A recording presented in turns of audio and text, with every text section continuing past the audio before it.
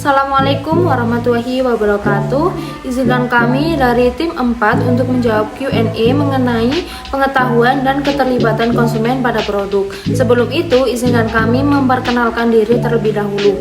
Saya Sawang Ulan Zula Chandra dengan NIM 2021 1016 0311 451. Saya Zakia Maharani dengan NIM 2011011603114470. Assalamualaikum warahmatullahi wabarakatuh. Saya Rizky Saputra dengan NIM 2021 1016 0311 586. Pertanyaan dari tim 2 oleh Nailul Farel dengan NIM Mahir 550. Apa manfaat yang diperoleh perusahaan dengan memiliki konsumen yang memiliki pengetahuan dan keterlibatan yang tinggi pada produk? Jawabannya, perusahaan lebih mudah untuk memilih sumber daya mana yang dibutuhkan dan sumber daya mana yang tidak dibutuhkan. Perusahaan juga bisa memperkaya nilai merek dan menghadirkan lebih banyak kemungkinan menarik untuk kemajuan bisnis. Peluang untuk memperbaiki kualitas produk dan layanan akan meningkat. Pertanyaan dari tim 9 oleh Siti Aminatus Sadia dengan NIM Mahir 476. Pertanyaannya, menurut Anda sejauh apa keterlibatan yang seharusnya dilakukan oleh konsumen dalam suatu produk dan jelaskan contohnya. Seharusnya keterlibatan yang dilakukan konsumen yaitu keterlibatan yang tinggi. Ini adalah keadaan di mana para konsumen menilai untuk melakukan suatu keputusan pembelian yang cukup penting. Mereka melakukan pencarian informasi yang luas sebelum mengambil keputusan untuk melakukan pembelian. Contohnya, konsumen akan membeli suatu produk serta menghabiskan lebih banyak waktu dan tenaga untuk berkunjung ke beberapa toko atau bertanya kepada lebih banyak pramuniaga. Pertanyaan dari tim 10 oleh Widya Intan 477. Tadi dijelaskan bahwa merek produk merupakan faktor tingkat pengetahuan produk. Menurut kalian, mengapa brand value sangat mempengaruhi pendapatan dan pasar bisnis yang sedang berkembang?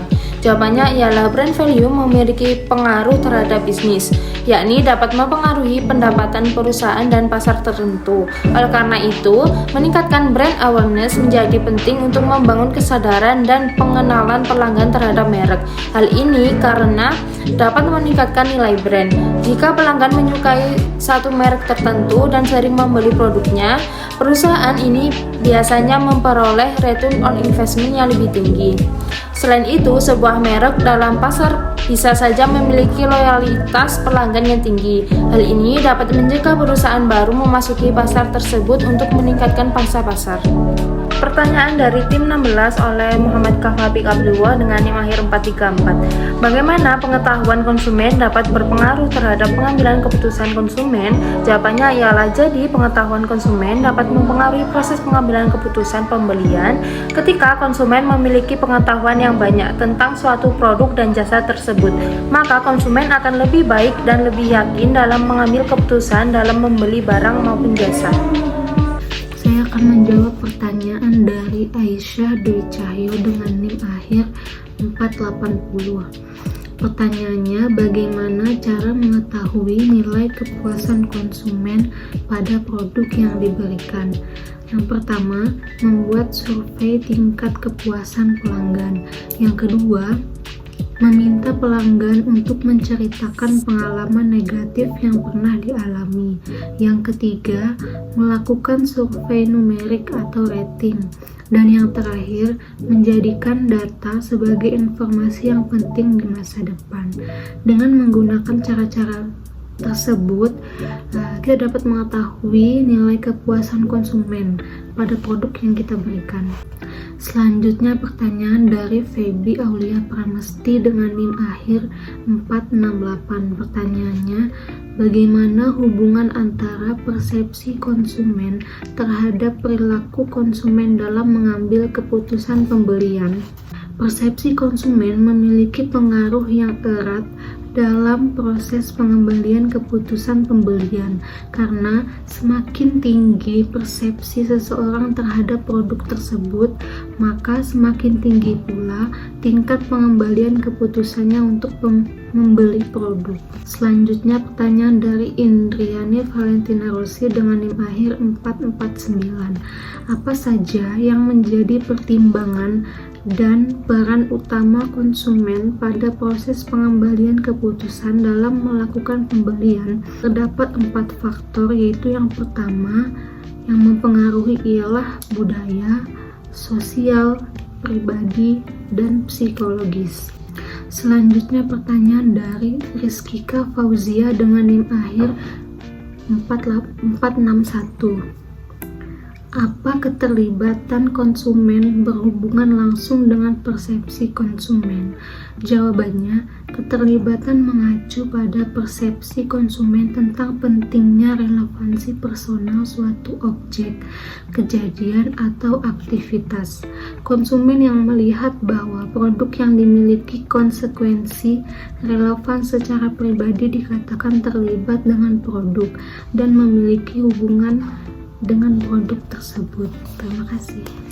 Saya akan menjawab pertanyaan dari Muhammad Arif Amirullah dengan NIM 2021 561. Apa strategi pemasaran yang dapat digunakan untuk meningkatkan pengetahuan dan keterlibatan konsumen terhadap produk, dan bagaimana cara mengevaluasi tingkat pengetahuan dan keterlibatan konsumen terhadap produk yang ditawarkan? Ada beberapa strategi pemasaran yang dapat digunakan untuk meningkatkan pengetahuan dan keterlibatan konsumen terhadap produk, antara lain yang pertama yaitu kampanye iklan, yang kedua ada pemasaran konten, yang ketiga ada aktivitas media sosial, yang keempat ada program penghargaan. Untuk mengevaluasi tingkat pengetahuan dan keterlibatan konsumen terhadap produk, beberapa metode yang dapat digunakan adalah yang pertama yaitu survei konsumen, yang kedua ada analisis media sosial, yang ketiga evaluasi penjualan, dan yang terakhir ada analisis kepuasan pelanggan. Selanjutnya saya akan menjawab dari tim 6 dari Diva Ayu Moli Distia dengan NIM 2021 634. Di antara kelima faktor yang mempengaruhi tingkat pengetahuan produk tersebut, faktor manakah yang paling penting atau krusial dipahami oleh seorang konsumen? Yang perlu diketahui yaitu kelima faktor yang mempengaruhi tingkat pengetahuan produk tersebut tidak bisa dipisahkan karena saling berkaitan dan berkesinambungan antara satu dengan yang lain. Di sisi lain, persepsi konsumen terbentuk dari akumulasi pengetahuan dan informasi yang diperoleh dari berbagai sumber tentang eksistensi sebuah produk yang dipilih. Atas dasar hal tersebut, maka kelima faktor tersebut harus dipahami dan diterapkan oleh konsumen sehingga konsumen akan mendapat kepuasan terhadap produk yang telah dipilih. Selanjutnya pertanyaan dari tim 7 dari Rosidia Vita Idelia dengan NIM 2021 637. Berikan masing-masing contoh jenis pengetahuan yang ada di PPT. Jadi pada PPT terdapat 3 jenis pengetahuan. Yang pertama, pengetahuan objektif adalah suatu informasi yang tepat dan benar mengenai kelas produk yang disimpan pada memori jangka panjang konsumen. Untuk contohnya yaitu motor mesin menggunakan bahan bakar minyak penghasil emisi gas, sedangkan motor listrik menggunakan energi listrik yang tidak menghasilkan emisi gas. Selanjutnya untuk yang kedua yaitu pengetahuan subjektif adalah suatu persepsi konsumen mengenai apa dan berapa banyak orang konsumen mengetahui mengenai kelas produk. Untuk contohnya yaitu menurut A, motor matic lebih enteng, irit, dan praktis, sedangkan menurut B, motor manual lebih aman, cocok di segala medan, dan lebih kencang. Yang terakhir yaitu yang ketiga, informasi mengenai pengetahuan lainnya.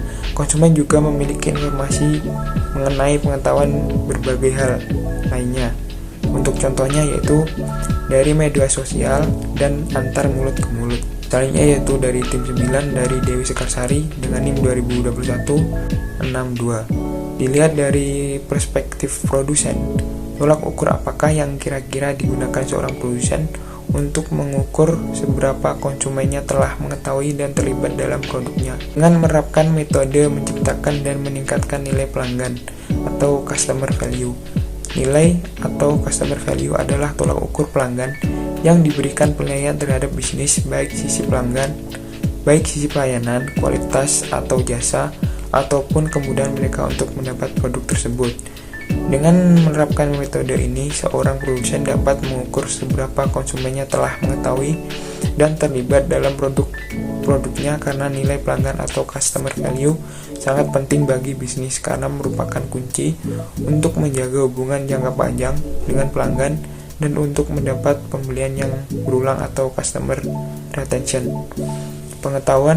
Mengetahui bagaimana kepuasan pelanggan tentang produk kita dan pengalaman pelanggan atau customer experience yang bisnis berikan adalah kunci untuk membangun loyalitas pelanggan, tetap mempertahankan pelanggan dan meningkatkan nilai seumur hidup pelanggan atau customer lifetime value. Dengan begitu, bisnis mampu bertahan sekalipun perilaku pelanggan berubah karena kita telah memegang kepercayaan mereka untuk terus membeli produk di bisnis kita. Untuk selanjutnya yaitu pertanyaan dari tim 17 dari Muhammad Galih Faturoni dengan NIM 2021-433. Kan Peter dan Olson membagi dua jenis keterlibatan, yaitu keterlibatan situasional dan keterlibatan abadi. Pertanyaan saya adalah apa korelasi dari dua keterlibatan yang dibagi oleh Peter dan Olson? Keterlibatan situasional sendiri yaitu terjadi selama periode waktu yang pendek dan diasosiasikan dengan situasi yang spesifik seperti kebutuhan untuk mengganti sebuah produk yang telah rusak, misalnya kendaraan bermotor. Sedangkan keterlibatan abadi terjadi ketika konsumen menunjukkan minat yang tinggi dan konsisten terhadap sebuah produk dan seringkali menghabiskan waktunya untuk memikirkan produk tersebut. Jadi korelasi antara dua jenis keterlibatan tersebut yaitu sama-sama memiliki rentan waktu, yang mana apabila konsumen mendapat kepuasan terhadap produk maupun pelayanan dalam keterlibatan situasional, mereka akan menunjukkan sikap loyal yang nantinya akan merujuk atau mengarah pada keterlibatan yang abadi.